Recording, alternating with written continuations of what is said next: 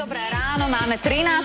oktobra, možno to tak nevyzerá, ale za chvíľku je tu zima a mne tak napadá... No, mne to tak vyzerá, že... Mi napadá... Áno? Je dobré, že som sa zajtra objednala na výmenu pneumatík? No, tak to by nám mohol prezradiť náš ďalší host, konkrétne Marek Gbelský z autoservisu Multimex Product. Dobré ráno. To už som vás viaceré nahodil. Tak ako sa Lenka pýtala, teda, či je vhodné, že zajtra už je objednaná na výmenu pneumatík? Tak pre výmenu je rozhodujúca teplota. Áno, a? Pokiaľ je pod 7 stupňov dlhodobejšie, mali by sa meniť pneumatiky za zimné. A to z toho titulu, že letné pneumatiky majú takú zmes, že ona vlastne stvrdne, stráca smerovú stabilitu.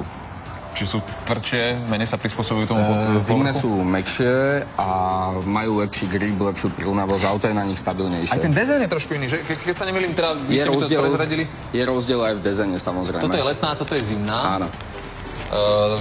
Sú hlbšie, hej?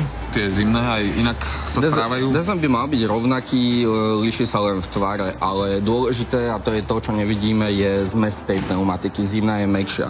V praxi to znamená to, že keď vy budete mať obuté zimné pneumatiky z 80 km na nulu, zastavíte zhruba na 70 metroch, kdežto kebyže idem vedľa vás ja na letných, tak zastavím až po 110 metroch. 40 metrov je rozdiel. A keď vás budem míňať, vám budem mávať v 50 km rýchlosti. Fakt? Áno.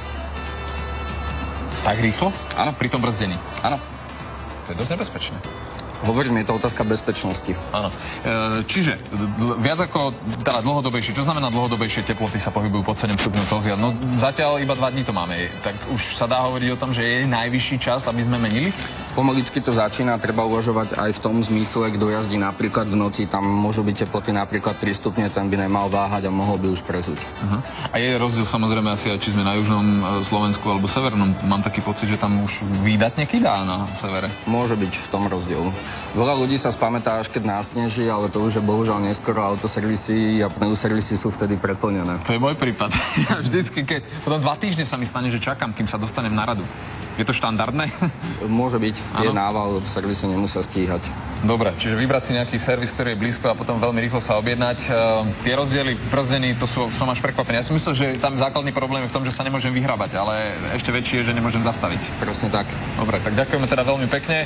Zimné pneumatiky a potom na letné už keď stupne teplota na koľko? Predbieham teraz. Nad 7 stupňov. Nad 7 stupňov zase. 7 stupňov je tá kritická hranica. Kedy proste už treba riešiť pneumatiky. Ďakujem veľmi pekne. Ešte raz Marek Gbelský z autoservisu Multimex Product.